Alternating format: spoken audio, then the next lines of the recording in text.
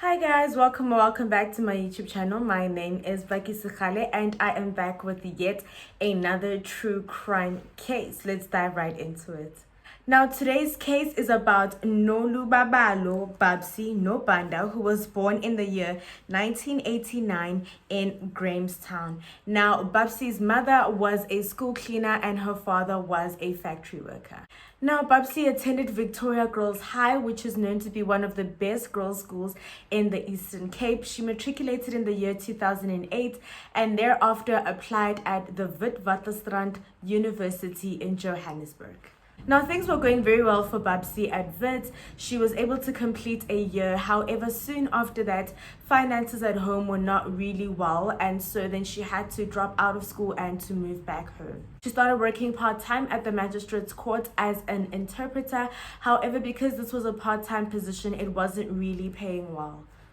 Now, because the financial situation at home was not improving, Babsie grew more and more frustrated about this whole thing, and she decided to open up to one of her friends and, just basically talk to her friend and tell her about, her life and how frustrated she is and how things are going. It is at this time when Babsie's friend told her about basically like an opportunity to go to Brazil, and she had presented it as a holiday to basically just go to let their hair down, and all Babsie would need to do is basically get a passport, pack a bag, and it honestly does sound like a dream holiday. Just pack your bag, get your passport, let's go, all expenses paid, and friend, this is just for you to just let your hair down and relax and just forget about your financial situation and all the bad that is basically happening in your life. Babsie did find this to be a little bit strange. However, because she really did need the break, she then decided to accept the offer. They then flew from the Eastern Cape to OR Tambo in Johannesburg, and from OR Tambo Airport, they then made their way to Brazil. And this was a one-way flight.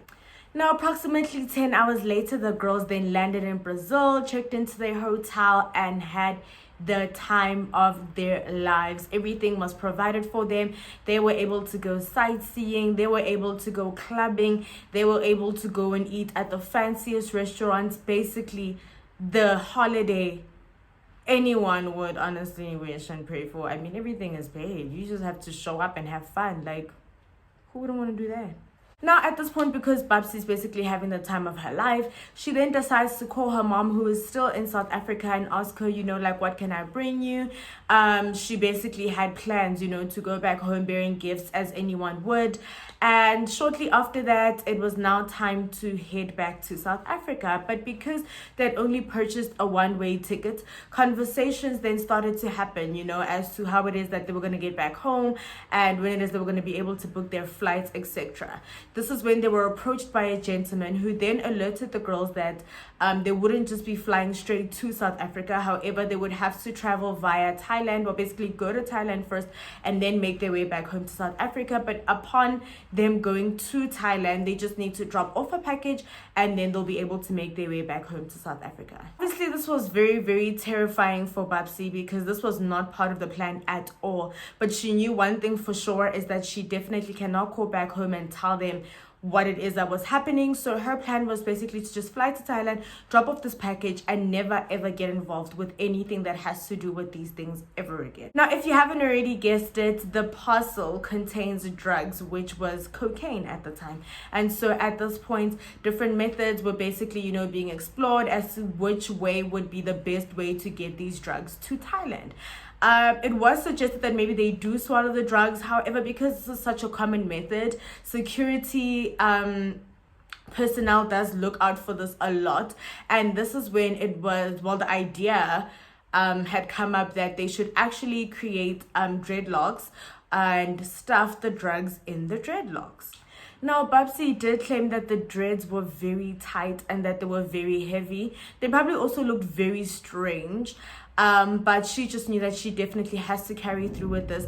Everything went well at the Brazil airport, although she does state that one of the security ladies did give her a bit of a strange look but didn't really say anything about it. And so then she managed to get onto the flight and was making her way to Thailand. Now, upon her arrival in Thailand, everything went well. She was then approached by two Thai security guards who asked to please search her baggage. The Thai guards did search her baggage and found nothing. upon finding nothing, they then apologized for the inconvenience, and she was making her way then out of the airport.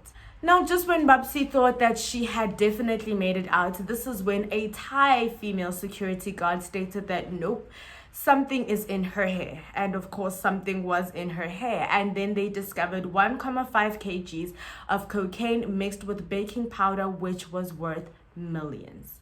Now, in Thailand, such an offense as this could lead, or you could be granted the death penalty. So Babsie decided to then plead guilty. Now, in an interview that Babsie had with ENCA, she does state that while all of this was going on, like they were basically just unplaiting the dreadlocks, she just felt so numb. And all she could think about was her family, their reaction. This was going to blow up. It was already blowing up really at the time.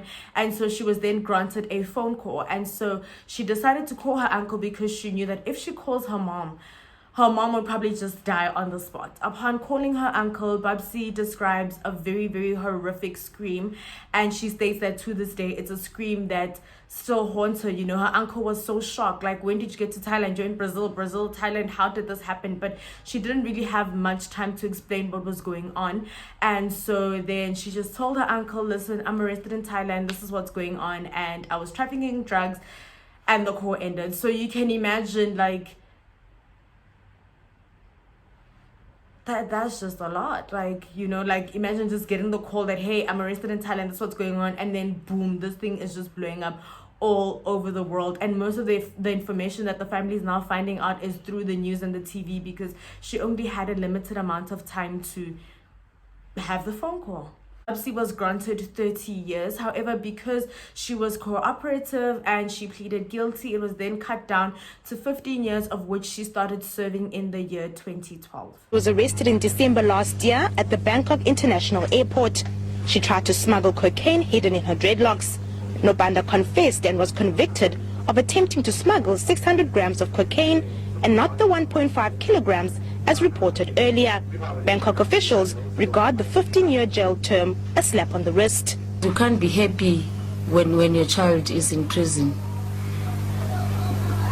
And at the same time, I'm happy that the sentence is not what we thought it would be. At least it's lesser than we thought it would. Now, in 2014, her mother was then able to save enough to fly to Thailand to go and to visit her daughter. Babsie also managed to obtain a degree in communication science while she was in prison, and just 8 years after serving her sentence in the year 2019, she was then released and was making her way back home to South Africa.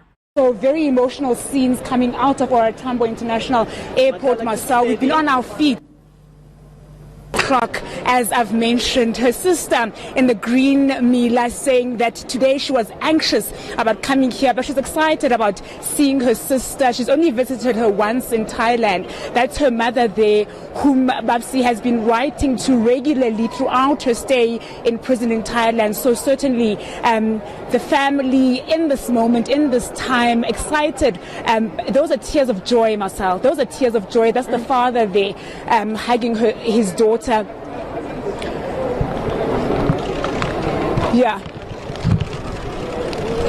Now, after news broke that Babsie would be making her way back to South Africa, a lot of South Africans had a lot of mixed emotions about this.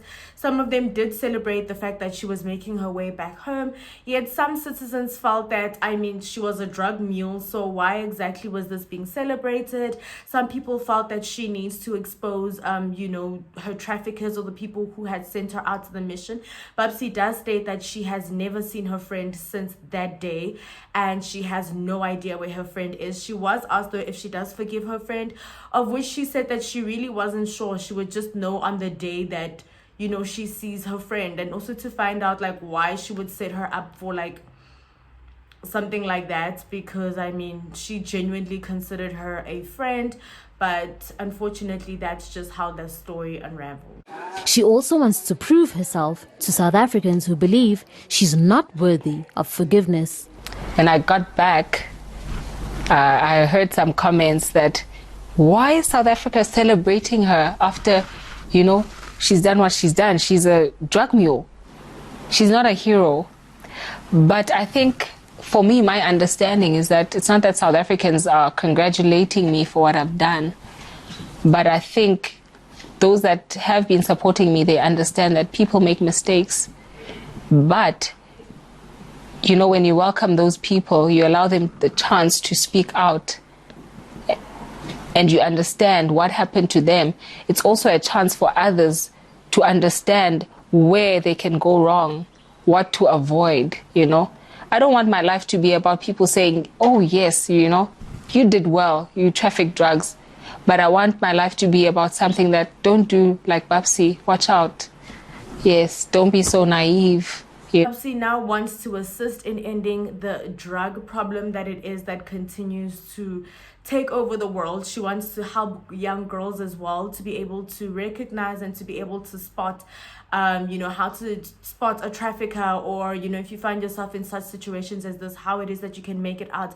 As she states that when she was in the Thai prison, there actually were quite a few South African females who had also ended up in prisons, and so her mission is to basically spread awareness.